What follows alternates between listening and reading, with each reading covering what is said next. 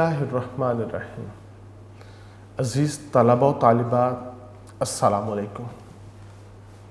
امید ہے آپ تمام طلبہ اپنے گھروں میں خیر و عافیت کے ساتھ ہوں گے، اور دعا ہے کہ اللہ رب العزت آپ کو علم نافع عطا فرمائے۔ عزیز طلبہ، آج کا ہمارا لیکچر اکبری کی حماقتوں پر ہے۔ اکبری کی حماقتیں، یہ لیکچر نمبر 2 ہے۔ مولوی نذیر احمد کا یہ ناول ہے میرات العروس، وہاں سے یہ سبق لیا گیا ہے جس میں بتایا گیا ہے کہ آپ نے معاشرے میں کس طرح زندگی بسر کرنی ہے۔ اصغری کی طرح زندگی بسر کریں گے تو آپ کے تمام کام وہ خیر و عافیت کے ساتھ سر انجام پائیں گے۔ اگر اکبری کی طرح آپ اپنے کام سر انجام دیں گے تو آپ کے تمام کام ادھورے رہ جائیں گے اور آپ کو نقصان کا سامنا کرنا پڑے گا۔ تو عزیز طلبہ، ابھی ہم شروع کریں گے لیکچر نمبر 2، اکبری کی حماقتوں پہ۔ عزیز طلبہ، اب ہم ٹیکسٹ بک سے اپنے اس سبق کا آغاز کریں گے۔ اس کے بعد حجن نے سمندر کا حال، عرب کی کیفیت اور دل سے جوڑ کر 2-4 باتیں ایسی کیں کہ مزاج دار نے کمال شوق سے سنا اور اس کی طرف ایک خاص التفات کیا۔ التفات بیٹا کہتے ہیں محبت کو، خاص التفات کرنا بہت زیادہ محبت سے پیش آنا۔ اب جو حجن ہے اس نے کچھ فرضی کہانیاں سنائیں۔ اس نے اکبری کو 1 پیسے میں زیادہ سرما دیا تھا۔ اس نے اکبری کو ناد علی 2 آنے میں دے دیا تھا۔ اس نے اکبری کو فیروزے کی انگوٹھی تبرکن مفت دے دی تھی۔ ان تینوں چیزوں کی وجہ سے مزاج دار ریجھ چکی تھی، اس کے جال میں پھنس چکی تھی۔ اب سونے پہ سہاگا کہ صحیح طرح اس کو اپنے جال میں جکڑ لے، حجن نے کیا کیا؟ کچھ فرضی جھوٹی کہانیاں بنا کے سنائیں تاکہ یہ اس کے جال میں پھنس جائے۔ اس نے کیا کیا؟ سمندر کا حال سنایا کہ جب اس نے حج کا رخ کیا تھا تو وہ جو سمندر کی واقعات تھے، اس کے حالات تھے، وہ اس نے سنائے۔ پھر عرب کی کیفیت سنائی، عرب کا ماحول کیسا ہے، وہاں کی چیزیں کیسی ہیں، وہ ساری کی ساری اس نے سنائی۔ یہ سنانے کا مقصد مفروضے قائم کر کے فرضی کہانیاں بنا کے تاکہ مزاج دار کی توجہ حاصل کرے۔ تو مزاج دار تو شدت سے بے وقوف تھی، اس نے کمال شوق سے سنی یہ باتیں، بڑی محبت کے ساتھ اس نے یہ باتیں سنی اور خاص التفات اس نے حجن کی طرف کر دی۔ تو حجن نے پوچھا، کیوں بھی تمہارے کوئی بال بچہ نہیں؟ حجن نے باتوں باتوں میں یہ دیکھ لیا کہ اس کے گھر میں یا تو اکبری موجود ہے یا اس کی ملازمہ زلفن موجود ہے۔ عاقل صاحب تو وہ کام کے لیے گھر سے باہر گئے ہوئے تھے، گھر میں بچوں کی آواز نہیں تھی، تو اس لیے اس نے پوچھ لیا کہ کیا تمہارا کوئی بچہ نہیں ہے؟ مزاج دار نے آہ کھینچ کر کہا۔ اس نے ٹھنڈی آہ بھر کے مزاج دار نے اکبری نے یہ کہا، ہماری تقدیر ایسی کہاں تھی؟ اس نے کہا، میری تقدیر ایسی کدھر ہے کہ میرے کوئی بچہ ہو؟ حجن نے پوچھا، بیاہ کو کتنے دن ہوئے؟ اس نے وہ کہہ دیا کہ تمہاری شادی کو کتنے دن ہو گئے؟ تو مزاج دار نے اس پر کہا ابھی برس روز نہیں ہوا، کہ ابھی 1 سال نہیں گزرا۔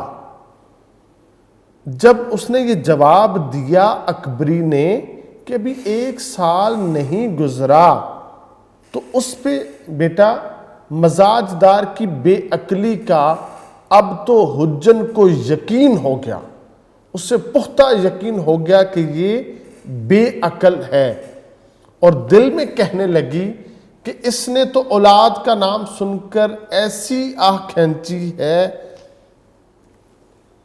جیسے برسوں کا امیدوار، جیسے یہ برسوں کا امیدوار، حالانکہ ابھی 1 سال اس کی شادی کو نہیں گزرا، جس کی وجہ سے اس کے ہاں اولاد نہیں ہے۔ مگر اس کے کہنے کا جو انداز تھا کہ ہماری ایسی قسمت کہاں، اس سے حجن کو یقین ہو گیا کہ یہ کمال کی بے وقوف عورت ہے۔ تو حجن نے کہا نا امیدی کی بات نہیں، کہ اس میں کوئی بات نا امیدی کی نہیں ہے، تمہارے تو اتنے بچے ہوں گے کہ تم سنبھال بھی نہ سکو گی، تمہارے اتنے زیادہ، اس نے کہا تمہارے جو نا وہ بچے ہوں گے، البتہ بالفعل اس وقت اکیلے گھر میں جی گھبراتا ہوگا، تم اکیلے رہتی ہو نا گھر میں، تو تمہارا جی جو ہے، تمہارا دل جو ہے وہ گھبراتا ہوگا، میاں کا کیا حال ہے؟ اب اس نے اسے اگلا سوال کر دیا۔ تو عزیز طلبہ، یہاں تک جو بات ہمیں مصنف نے سمجھائی ہے کہ ہم نے اپنی زبان کے دروازے کو بند رکھنا ہے تاکہ کوئی ہمیں جانچ نہ سکے، ہماری پڑتال نہ کر سکے۔ اگر ہم نے اپنی زبان کو دوسروں پہ وار نہ کیا تو کوئی شخص ہمیں دھوکہ نہیں دے سکتا، ہمیں اپنے جال میں پھنسا نہیں سکتا۔ یہ جو زبان کے اوپر جو لفظ ہیں، یہ اگرچہ بڑے ہلکے ہوتے ہیں، مگر جب یہ آپ کی زبان سے ادا ہو جاتے ہیں تو یہ بڑے وزنی ہو جاتے ہیں۔ ان لفظوں کی بدولت جو شخص آپ کو لوٹنا چاہے، جو شخص آپ کو پرکھنا چاہے، جو شخص آپ کو تولنا چاہے، وہ تول سکتا ہے۔ لہٰذا ہمیں کم بولنا چاہیے، کم گفتگو کرنی چاہیے، تاکہ ہمارے راز ہمارے پاس رہیں، وہ ہماری زبان سے ادا نہ ہو جائیں۔ تو اب کیا تھا کہ جو حجن ہے وہ صرف اس کو جانچ رہی ہے۔ اب اس کو جانچ کرنے کے لیے کیا کیا تھا؟ اس نے بچوں کا سوال کیا تھا۔ اب اس کو جانچ کرنے کے لیے اس نے کیا کیا؟ ایک نیا سوال رکھ دیا، میاں کا کیا حال ہے، تمہارے شوہر کا کیا حال ہے؟ مزاج دار نے کہا، اکبری نے کہا، ہمیشہ مجھ سے ناخوش رہا کرتے ہیں کہ جو میرے میاں ہیں محمد عاقل، وہ مجھ سے خوش نہیں ہیں۔ غرض پہلی ہی ملاقات میں مزاج دار نے حجن کے ساتھ ایسی بے تکلفی کی کہ اپنا حال جز و کل اس سے کہہ دیا، اور حجن نے باتوں ہی باتوں میں تمام بھید، تمام راز معلوم کر لیے۔ تو عزیز طلبہ، یہ بے تکلفی کا انسان کو نقصان ہوتا ہے کہ وہ اپنے جو راز ہیں وہ دوسروں پہ اشفا کر دیتا ہے۔ جب راز افشا ہو جائیں پھر انسان کے پاس کچھ نہیں بچتا، جس کی وجہ سے ہمیں چاہیے ہم اپنی زبان کو اپنی ضبط، اپنے کنٹرول میں رکھیں، وہ فضول گویائی سے اپنے آپ کو بچا سکیں۔ ایک پہرے کامل حجن بیٹھی رہی، ایک بہت زیادہ وقت جو ہے وہ ان کے گھر رہی۔ رخصت ہونے لگی تو مزاج دار نے بہت منت کی، سماجت کی کہ اچھی بھی حجن اب کب آؤ گی؟ اس نے منت کے لہجے میں اس سے کہا کہ تم اب کب آؤ گے؟ حجر نے کہا میری بھانجی موم گروں کے چھتے میں رہتی ہے اور بہت بیمار ہے، اسی کے علاج کے واسطے میں آگرے سے آئی ہوں۔ یہ جو آگرہ ہے یہ شہر ہے جہاں پہ اکبر بادشاہ نے تاج محل بنایا تھا، کہ میں آگرے سے رہتی ہوں، میں آگرے میں رہتی ہوں، میں وہاں سے یہاں پہ آئی ہوں۔ کس لیے؟ کہ میری بھانجی بیمار ہے، اور میری بھانجی کہاں رہتی ہے؟ وہ موم گروں کے چھتے میں رہتی ہے، اس کے دوا معالجے سے فرصت کم ہوتی ہے، مجھے نا وقت کم ملتا ہے، میں زیادہ اس کی جو نا وہ تیمارداری میں اپنے وقت کو صرف کرتی ہوں، مگر انشاءاللہ دوسرے تیسرے دن تم کو دیکھ جایا کروں گی، میں تمہارے لیے وقت نکالوں گی، دوسرے تیسرے دن میں تمہارے پاس آیا کروں گی۔ تو عزیز طلبہ، یہاں پہ مصنف نے ہماری ایک معاشرتی اقدار کا ذکر کیا ہے کہ جو بیمار ہے ہم نے اس کی تیمارداری کرنی ہے، یہ اس کا حق ہے ہم پہ جس کو ہم نے ادا کرنا ہے۔ نبی پاک علیہ الصلوۃ والسلام آپ نے اپنی زندگی میں اس کو برت کے دکھایا ہے۔ وہ ایک خاتون، ایک بڑھیا آپ کے اوپر کوڑا پھینکا کرتی تھی، ایک دن اس نے آپ پہ کوڑا نہیں پھینکا، آپ نے اس کے بارے میں دریافت کیا کہ وہ بڑھیا کہاں ہے، لوگوں نے بتایا کہ وہ بیمار ہے، اس کے گھر کا پتہ پوچھا، آپ اس کے گھر گئے اور اس کو بیماری کی حالت میں دیکھا۔ اب دیکھیے نبی پاک علیہ الصلوۃ والسلام نے اس کی تیمارداری کیسے کی، اس کے گھر میں جھاڑو دیا، اس کا پانی بھر کے لائے، اس کا کھانا بنایا، اسے کھانا کھلایا، یہ آپ کی تیمارداری۔ اس تیمارداری سے پھر کیا ہوا کہ وہ بڑھیا جو تھی وہ وقت گزرنے کے ساتھ دارہ اسلام میں داخل ہو گئی تھی۔ جو تیمارداری ہے، جو ہماری روایات کا حصہ ہے، مصنف نے اس کی جانب ہماری توجہ مبذول کروائی ہے۔ اگلے دن حجن پھر موجود ہوئی، اب اگلا دن ہوا، صبح آئی، حجن پھر آ گئے اور ایک ریشمی ازار بند لیتی ہے۔ ازار بند کہتے ہیں اس نالے کو جو شلوار میں ڈالا جاتا ہے، ایک ریشمی ازار بند، قیمتی جو نا ازار بند ہے وہ لے آئی، مزاج دار، دور سے حجن کو آتے دیکھ کر خوش ہو گئے اور پوچھا یہ ازار بند کیسا ہے؟ سوال کیا اس سے۔ حجن نے کہا بکاؤ ہے، بکنے کے لیے ہے، بیچنا ہے اس کو۔ مزاج دار نے پوچھا کتنے کا ہے؟ حجن نے کہا 4 آنے کا ہے، یہ 4 آنے کا ہے۔ محلے میں ایک بیگم رہتی ہیں، اب غریب ہو گئی ہیں، اسباب سامان بیچ بیچ کر گزر کرتی ہیں، میں اکثر ان کی چیزیں بیچ دیا کرتی ہوں۔ حجن نے کہا 4 آنے کا، محلے میں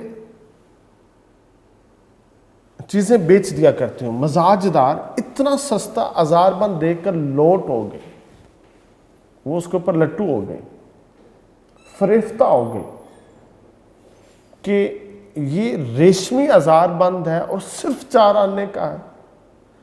فوراً پیسے نکال کے دیے، حجن کے ہاتھ پر رکھ دیے اور بہت گڑ گڑا کر کہا اچھی بھی، جو چیز بکاؤ ہوا کرے پہلے مجھ کو دکھا دیا کرو۔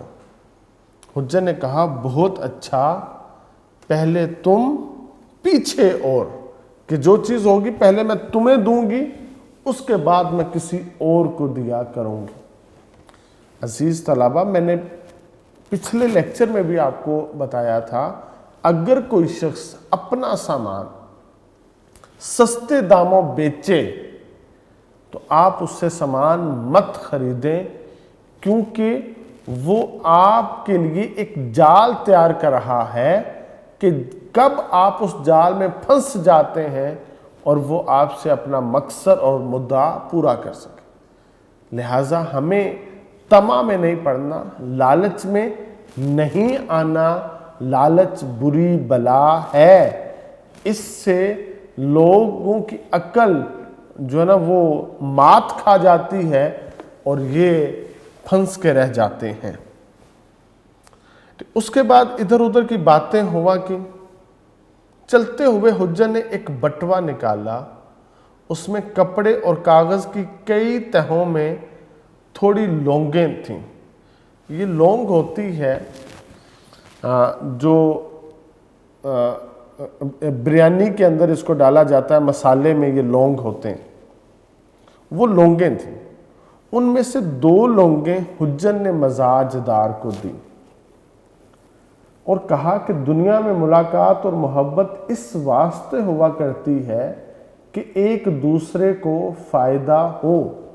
یہ 2 لونگیں میں تم کو دیتی ہوں، ایک تو تم اپنی چوٹی میں باندھ لو، یہ جو بال ہے جس کی وہ چٹیاں بناتی ہیں خواتین، کہتی ہے ایک تم لونگ اس میں رکھ دو، دوسری بہتر تھا کہ تمہارے میاں کی پگڑی میں رہتی، محمد عاقل کی پگڑی میں رہتی، پر تمہارے میاں شاید شبہ کریں، شک کریں، خیر تکیے میں سی دو۔ تم ایسا کرو، دوسرا لونگ محمد عاقل کی تکیے میں سی دو اور ان کا اثر آج دیکھ لینا، آج ہی تم ان لونگوں کا اثر دیکھنا، لیکن ایک شرط ہے، اتنی احتیاط کرنا کہ پاک صاف جگہ میں رہیں۔ یہ جو لونگ ہے نا یہ پاک صاف جگہ میں رہیں۔ بیٹا یہاں پہ ایک چیز قابل توجہ ہے، جو صفائی ہے یہ مسلمان کے لیے نصف ایمان ہے۔ ہم نے اپنے آپ کو صاف ستھری جگہ میں رکھنا، ہم خود بھی صاف ہوں اور ہم جہاں پہ بیٹھے رہیں وہ بھی پاکیزہ ہو، صاف ہو۔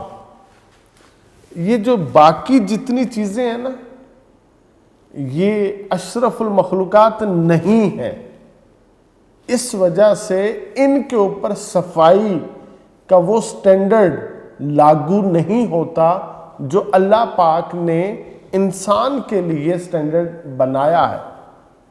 اس نے کہا ان 2 لونگوں کو وہاں پہ رکھنا ہے اور صفائی کا جہاں پہ آپ نے خیال رکھا، وہ اس نے بھانپ لیا تھا کہ مزاج دار جو ہے یہ صفائی ستھرائی کا خیال نہیں رکھتی، اس کے گھر میں صفائی کا خیال نہیں رکھا جاتا، جس کی وجہ سے اس نے کہا کہ یہ جو 2 لونگیں ہیں اس کو تم نے وہاں پہ رکھنا ہے جہاں پہ جگہ صاف ہو، اور اپنے قد کے برابر ایک کلاوہ مجھ کو ناپ دو۔ ایک کپڑا ہے جو اپنے قد کے مطابق تم مجھ کو ناپ کے دے دو، وہ اس کا ہدیہ ہے۔ میں تم کو ایک گنڈا، ایک تعویذ بنوا لا دوں گی، میں تم کو ایک تعویذ بھی جو ہے نا وہ بنوا کے لا دوں گی۔ بیٹا اب کیا تھا کہ اس نے وہ جو 2 لونگ لیے تھے اور ظاہر اس نے وہ اس کی شرط پوری کرنی تھی، اعتقاد اس کے اوپر بہت زیادہ بیٹھ چکا تھا۔ جو 2 لونگ ہیں اس دور میں ان کی قیمت 6 فٹ یا 7 فٹ کے کپڑے جتنی نہیں تھی، وہ تو انتہائی سستے داموں ہوتے ہیں، مگر اس نے کیا کیا، 2 لونگ دے کے اس سے مہنگی چیز وہ طریقے اور سلیقے سے نکلوا لی تھی۔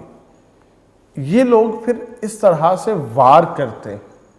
اگر ہم لالچ میں نہیں آئیں گے، ہم طمع میں نہیں آئیں گے تو ہم ان کے ان تمام وار سے بچ سکیں گے۔ اب وہ بتاتی ہے میں جب حج کو گئی تھی وہ جو سمندر کا احوال تھا اس کو اس کے ساتھ لنک کرتی. میں جب حج کو گئی تھی تو اسی جہاز میں ایک بھوپال کی بیگم بھی سوار تھی. شاید تم نے ان کا نام بھی سنا ہو, بلقیس جہانی بیگم. ایک مفروضہ فرضی نام بھی اس کا لے لیا. سب کچھ خدا نے ان کو دے رکھا تھا. دولت کی کچھ انتہا نہیں تھی. نوکر, چاکر, لونڈی, غلام, پالکی نالکی سبھی کچھ تھا. یہ جو نوکر چاکر ہے ملازم, اس کے بھی آپ کو معنی کا پتہ ہے. جو لونڈی ہیں, جو خواتین ہیں جو بکتی تھیں اس زمانے میں, اس کو لونڈی کہا جاتا تھا. پالکی نالکی یہ اس کو کہتے ہیں, اس سواری کو جو اوپن ہوتی ہے, اور جو غلام یا ملازم ہوتے ہیں وہ اس کو اپنے کندھوں پہ اٹھا کے لے کے جاتے ہیں. یہ ساری چیزیں اس کے پاس تھیں, مگر اس کے پاس اولاد نہیں تھی. اولاد کی طرف سے رنجیدہ رہا کرتی تھی, پریشان. رنجیدہ پریشان کو کہتے ہیں. کوئی بچہ نہ تھا. دوسرا, نواب صاحب کو ان کی طرف مطلق التفات نہیں تھا, بالکل محبت نہیں تھی نواب صاحب کو. بیگم بلقیس جہاں آبادی سے شاید اولاد نہ ہونے کے سبب محبت نہ کرتے ہیں. وہ ریزن بھی دے رہی ہے کہ ان سے کیوں محبت نہیں کرتے تھے, اولاد نہیں تھی. ادھر اکبری نے بھی کہا تھا میری اولاد نہیں ہے, ادھر اکبری نے بھی کہا تھا محمد آخر میرے ساتھ محبت نہیں کرتا, اور اس نے وہ جو 2 لونگ دیے ہیں اب وہ ایک مفروضہ, ایک فرضی کہانی بنا کے وہ بتانے لگی ہے. کہتی ہے کہ جو بیگم تھی نا وہ صورت میں, دیکھنے میں چند آفتاب وہ چاند جیسی تھی, چند مہتاب مہتاب جیسی تھی, اور حسن و دولت پر مزاج ایسا سادہ کہ اتنی خوبصورت تھی, اتنی امیر تھی, مگر اس کا مزاج سادہ تھا. ہم جیسے ناچیزوں کو برابر بٹھانا اور پوچھنا, ہم جیسے جو لوگ تھے ان کو بھی اپنے پاس بٹھاتی تھے اپنے ساتھ.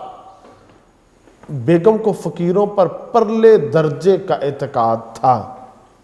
یہ جو فقیر کہتے ہیں, جو درویش ہوتے ہیں نا, ان کے اوپر اس کو بہت زیادہ پرلے درجے کا, حد سے زیادہ اعتقاد تھا. ایک دفعہ سنا کہ 3 کوس پر, 3 میل پر کوئی کامل وارد ہے, کوئی کامل بزرگ آیا ہوا ہے, درویش کوئی فقیر آیا ہے. اندھیری رات میں گھر سے پیادہ پا ان کے پاس گئیں. ایک تو اندھیری رات میں گئیں اور پیادہ پا, ننگے پاؤں وہ ان کے پاس گئیں. یہ بیٹا جو یہاں پہ اب یہ جو کنسیپٹ مصنف بتاتے ہیں یہ اسلام کا نہیں ہے. اسلام جو ہے وہ خواتین کو نامحرم, وہ کتنا ہی پاک باز, زہد اور تقوی والا کیوں نہ ہو, وہ اس کے لیے نامحرم ہے. یہ کسی بھی مقصد کے لیے اس کے پاس نہیں جا سکتی. تو بہرحال مصنف نے یہاں پہ ہماری سوسائٹی کا یہ ہے تو اس کو تحریر کیا ہے. تو ان کے پاس گئیں اور پہر تک ہاتھ باندھے کھڑی رہیں. وہ ایک پہر ہاتھ باندھ کے ان کے سامنے وہ کھڑی رہیں. عاجزی دکھائی, ادب دکھایا, محبت دکھائی. فقیروں کے نام کے قربان جائیے. ایک مرتبہ جو شاہ صاحب نے آنکھ اٹھا کر دیکھا, فرمایا کہ جا مائی, رات کو حکم ملے گا, تمہیں خواب آئے گا. جو شاہ صاحب تھے انہوں نے ایک دفعہ صرف آنکھ اٹھا کے بیگم صاحبہ کی طرف دیکھا اور کہا کہ جاؤ تمہیں خواب آئے گا. بیگم کو خواب میں بشارت ہوئی کہ حج کو جا. اور مراد کا موتی سمندر سے نکال لا۔ اب یہ بشارت ملی تھی، خوشخبری ملی تھی کہ تم حج کو جاؤ اور وہیں سے اپنی مراد کا موتی سمندر سے نکال کے لاؤ۔ اور اس کے مراد کا موتی تھا کیا؟ وہ صرف 2 موتی تھے اس کے مراد کے، ایک اولاد اور دوسرا نواب صاحب محبت سے اس کی طرف دیکھیں۔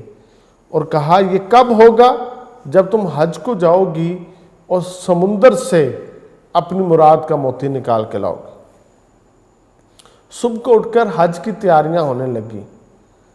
500 مسکین بیگم نے آپ کرایہ دے جہاز پر سوار کروا دیے۔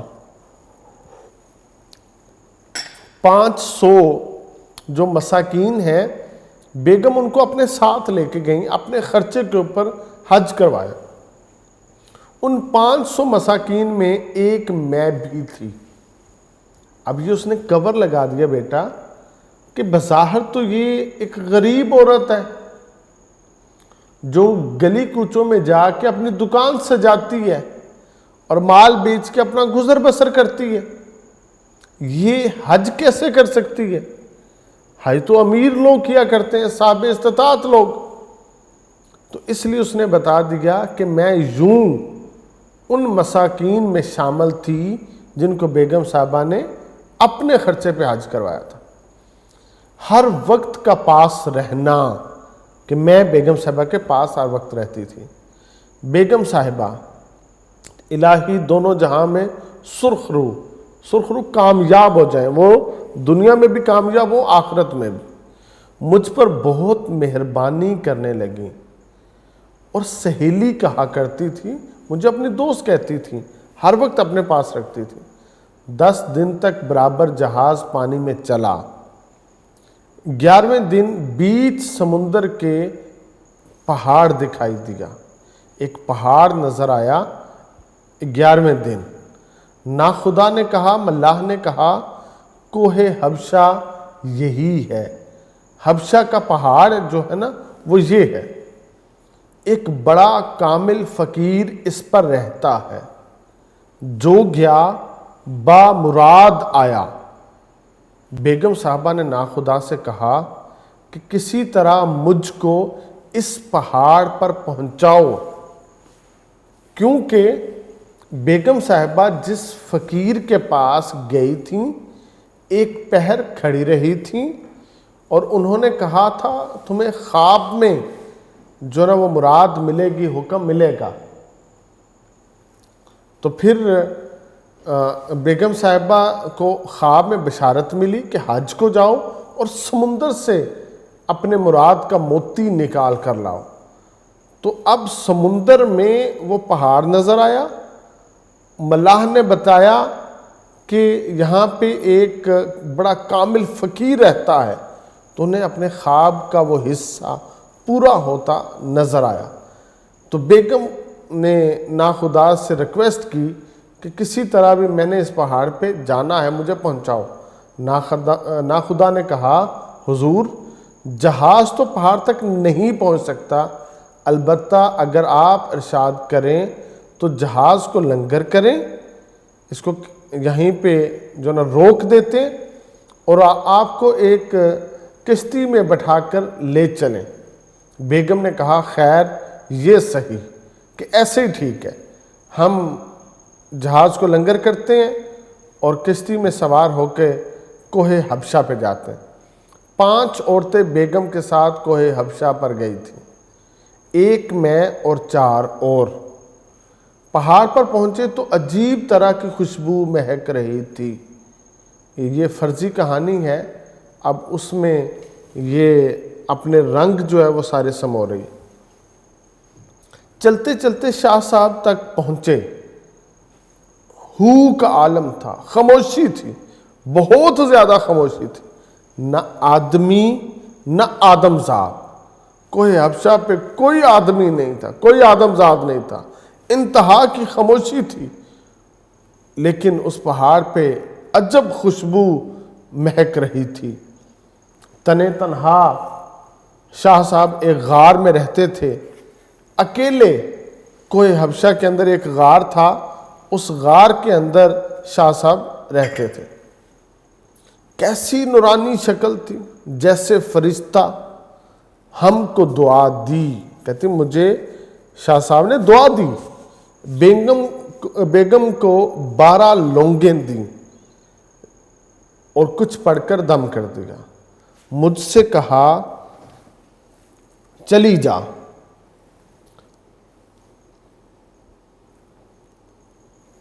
آگرے اور دلی میں لوگوں کے کام بنا۔ کہتے ہیں مجھ سے انہوں نے کہا کہ مجھے ایک دعا دی اور کہا تم آگرے اور دلی میں جا کے لوگوں کے کام بناؤ۔ بیگم صاحبہ کو 12 لونگیں دی اور پڑھ کر دم کر دیا۔ بیٹی ان 12 لونگوں میں سے 2 لونگیں یہ ہیں، جو 2 لونگیں اس نے دی ہیں، یہ اس کی ساری اس نے فرضی کہانی بنائی ہے تاکہ اس کی برکات کا اس کو اندازہ ہو، اور پھر کہا تھا اس کو وہاں پہ رکھنا جو انتہائی پاک اور صاف جگہ ہو۔ تو پھر عزیز طلبہ آگے جو ہے نا وہ کہتے ہیں کہ ہم سب حج کر کے لوٹے تو نواب صاحب یا تو بیگم کی بات نہ پوچھتے تھے، یا یہ نوبت ہوئی کہ 1 مہینے آگے سے بمبئی میں آ کر بیگم کو لینے کو پڑے تھے، کہ حج پہ جانے سے پہلے نواب صاحب بیگم کی طرف التفات نہیں کرتے تھے۔ ابھی وہ واپس نہیں آئیں، لونگیں ان کے پاس ہیں، بیگم صاحبہ کے پاس۔ اس کی برکت ہے کہ نواب صاحب 1 مہینہ پہلے وہ اپنی بیگم کے استقبال کے لیے وہاں پہ موجود ہیں۔ جو ہی بیگم نے جہاز پر سے پاؤں اتارا، نواب صاحب نے اپنا سر بیگم کے قدموں میں رکھ دیا اور رو رو کر خطا معاف کرائی، اپنی غلطیاں اپنی کوتاہیاں معاف کروائیں۔ 6 برس میں بھوپال میں حج سے واپس آ کر ٹھہری۔ فقیر کی دعا کی برکت سے لگاتار اوپر تلے اللہ رکھے 4 بیٹے بیگم کے میرے رہتے ہو چکے تھے۔ ان لوگوں کی برکت سے اس نے بتایا، ایک تو شوہر کی محبت مل گئی، اور دوسرا 6 سال میں 4 بچے ان کو نصیب ہو چکے تھے۔ پھر مجھ کو اپنا دیس یاد آ گیا۔ میں نے بیگم سے اجازت مانگی، بہت روکا بیگم نے۔ میں نے کہا کہ شاہ صاحب نے مجھ کو دلی آگرے کی خدمت سپرد کی ہے، مجھ کو وہاں جانا ضرور ہے۔ یہ سن کر بیگم نے چاروں ناچار مجبوراً مجھ کو رخصت کیا۔ 2 لونگیں اس کے ساتھ 2 ورق کی حکایت دلچسپ، 2 لونگیں اس نے اکبری کو دیں اور ساتھ یہ جو 2 ورق کی دلچسپ حکایت سنائی، مزاج دار دل و جان سے معتقد ہو گئی، اس کا اعتقاد بڑھ گیا حجن کے اوپر۔ حجن تو لونگے دے کر رخصت ہوئی، مزاج دار بہو نے غسل کر کپڑے بدلے، خوشبو لگائی، 1 لونگ بسم اللہ کر کے اپنی چوٹی میں باندھی، اور میاں کے پلنگ کی چادر اور تکیوں کے غلاف بدل دیے، 1 لونگ کسی تکیے میں رکھ دی۔ محمد عاقل جو گھر آیا، بی بی کو دیکھا صاف ستھری، پلنگ کی چادر بے کہے بدلی ہوئی، خوش ہوا اور التفات کے ساتھ باتیں کرنے لگا۔ عزیز طلبہ، یہ جو شوہر مصنف بتاتے ہیں نا اس کے ساتھ باتیں کرنے لگا یہاں پہ، وہ اس وجہ سے کہ صفائی نصف ایمان ہے۔ آج اس کی بیوی نے نئے کپڑے پہنے، اچھا لباس زیبتن کیا، اور اپنے گھر کو صفائی ستھرائی کے ساتھ اس نے مزین کیا، اس نے بیڈ شیٹس بدل دیں، وہ سب کچھ اس نے تو کیا 2 لونگ رکھنے کے لیے۔ حقیقت میں یہ ساری چیزیں ایک شوہر کو، ایک شخص کو پسند ہے، وہ جہاں پہ رہتا ہے وہ جن کے ساتھ رہتا ہے وہ سب جو ہے نا وہ صاف ستھرے ہو کے رہیں اور اس کے ساتھ محبت کی فضا اور بڑھتی چلی جاتی ہے۔ یہاں پہ ہمیں یہ سبق ملتا ہے کہ جو لوگ صفائی کو اہمیت دیتے ہیں ان کے نزدیک التفات، محبت زیادہ ہوتی ہے۔ ہمیں چاہیے ہم اس صفائی کو ترجیح دیں۔ عزیز طلبہ، یہ ہمارا لیکچر نمبر 2 ہے اکبری کی حماقتیں کے اوپر۔ آپ اس کا خلاصہ، اس کے MCQs، اس کی یہ جو تشریحات ہیں ان پیراگراف پہ، آپ ان کو اچھی طرح یاد کریں۔ اس سے آگے ہم نیکسٹ لیکچر میں پڑھیں گے۔ والسلام۔